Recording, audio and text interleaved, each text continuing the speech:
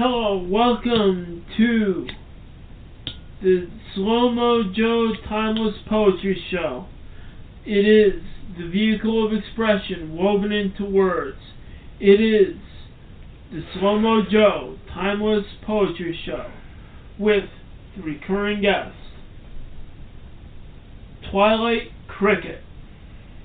How you doing, Slo Mo Joe? And also, this is a part of the Joseph Vivaldi Network, plugging the Joseph Vivaldi brand. Dig it. Twilight Dig it, Daddy. Cricket. I'm an ambassador from the Olkusz Network. This is not my poetry I'm reading. I'm reading the poetry of Richard Andrew Olkusz. And the Olkusz Network has a number of delightful channels to check out. You have Oakwood's Eternity, which is the reading of his novels. The Quantum Posy, which is the reading of Richard Andrew Olkusz's poetry. So his novels, his poetry, and there's plenty of other channels on there. But can't forget to plug the Joseph Vivaldi brand. And tonight, as Slo Mo Joe, I'm reading the works of Joseph Vivaldi, and I am going to be reading out of a book that he wrote, Apparitions of a Warrior. Right on. And do you want to read first, Twilight Cricket? Well, that's up to you, Slo Mo Joe. It's your show. I'll go whichever. You got something you want to lead with? Or? I have something that's calling me right now. Excellent. Lay it on us, man. It's called The Awakening of a Warrior. Nice. On the brink of greatness, and through emotional pain, a warrior slowly dies and decays. Every day he is emotionless, and anger fills up in him. He is the dark person in the mirror. Fate has dealt him a bad hand. Now, he is a ruined man, looking for the strength where little is found. Love is nowhere to be seen until an awakening happens. Fate turns his life around. This warrior begins to fight again. His heart is restored. The shell of this old man has come to life, and in his youth, once again. Nice, man. Dig it, dig it. When I wrote that, I was thinking of the archetype of the warrior. How a warrior goes through the struggle, Yeah. but he fights to overcome at the end. Dig it, Daddy-o. I like it, man. I like it. Yeah, man, I can feel it. I can feel it in the burden of the warrior is the burden of the defender, you know? Yes. I come from the defender angle, but I can respect the warrior. The warrior in many ways, you know, it's heavy. But you could have a hero rise out of a warrior or a defender. Yes. And that's really something. So, I'll take my turn. This book's been getting written called Etherealist Hymns, and there's only a few of them that Ricky wrote, but this is the first one, and it took me the first time I got a hold of it. Yokes and fetters, at birth our necks are clad in psychic iron. This not for warding, but rather for warden. Our heartbeats abducted by a ring of zero. All that is reckoned is scarcity, all that is measured is dearth. O sweet children, your dreams have been washed aside. Have you tasted of the land, of earth and sky? Have you drank the cup of this metric baptism? Expression of adaptive woe screamed into the wind. A rotor roaring gives no way for such futile noise. A dragon has clambered up from the abyss. All that is milk and honey has been claimed by its mass. Oppression and tyranny lays upon both sun and moon. Day and night has become gold and silver. Those who hear the hissing are scorpions kissing. Wings, hooves, horns, scales, 5 eyes and a star. A black star, crown of ice, circumferences a cubic eye. Crowns made of iron stocks are translated into glory. Our debts have been cast away. Wow. That is the first installment of Etherealist Hymns by Richard Andrew Olkusz. Felt the vibe. Yeah, you can tell what vibe he's been in lately. Well, you know, it's like, there's one thing I will say about that, it's like, as we mentioned many times in our discussions, seems like we're all debt slaves in society. It's like we're paying some kind of a debt that we owe to other banks, either businesses, either our families, exactly. everywhere. Relationships. Zero lives in every little nook and cranny waiting for you if you let it. Even people we don't even know asking for our money. Well, it's mostly people we don't know who ask for our money after all. Yeah, I dig that. Yeah. Dig that.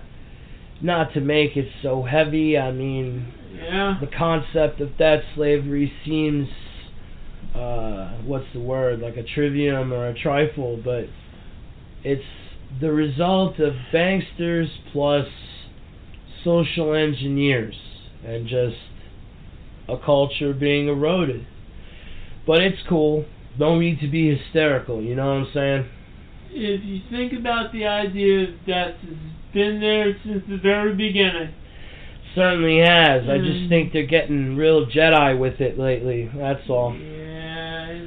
But enough about that rubbish. We could slide down into the quicksand if we're not careful. We got another discontented program for that, and I will say that it is the Joseph Evaldi podcast, where if you want discontent, we go over there. But this is, I repeat, the Slo Mo Joe Timeless Poetry Show. That is hilarious. Slo Mo Joe is awesome. I'm a big fan, folks. Just remember, this is the Slo Mo Joe's Timeless Poetry Show. That means we discuss poetry on the show, but dig it. I know, it's getting all twisted. All right, enough of that rubbish. We're gonna stick to the poesy, and the muse is gonna get fresh. Yes, I agree. I'm gonna read The Sanctity of a Man. Oh, controversy. What happens to a man that disappears for many months and isn't himself? Those that created him made him speechless. He only absorbs and listens to what is around him. For 1 whole year he felt pain, which many created for him. He was down and he felt he was forgotten, but he was there. He waited and had waited for his return. And with God by his side, he waited. He slowly healed in return, waiting for a day he could take over again. There was once a time where he was down at his worst, but the miracle started to happen. He came alive again. Through pent-up frustration, through forgotten passion, he lived and he enjoyed again. He didn't care what was behind him or ahead of him. He did what he knew was the best. He felt he was back in business. What had held him back had made him stronger. He officially made his comeback. He danced over many rivers, and his strength was the only ally. His only ally. What will tomorrow behold in a life of ups and downs? The beginning of the next chapter will be tomorrow. Or will it be the many stories that can be done to make life interesting? As for now, I await my next mission and pray I won't fall again. My momentum will carry me as I live to dance again. Nice. That's a good wrap up. Forgotten passions, man. I can dig it. It's got some soul to it. When I wrote that, or shall I say when Joseph Vivaldi wrote that? Slo Mo Joe, not Joseph Vivaldi. When Joseph Vivaldi wrote that, dig it, Daddy. He wrote that in a time in his life where everything had disintegrated and fell apart. It wasn't this current moment. It was more like around 9-10 years ago. Problems with friends, problems with his wife that he would rather not talk about. Things weren't going too well, but he started to build himself stronger. And he started to read. In his reading, he healed himself for that moment until he wound up in a relationship. That's a story for another day. Yeah, that's the secondary doom as opposed to whatever cyclical ill falls upon us.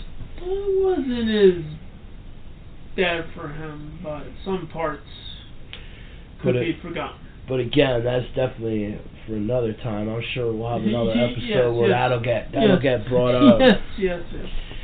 Well, right on, man. I mean, I felt that one. That's my only point. Yeah.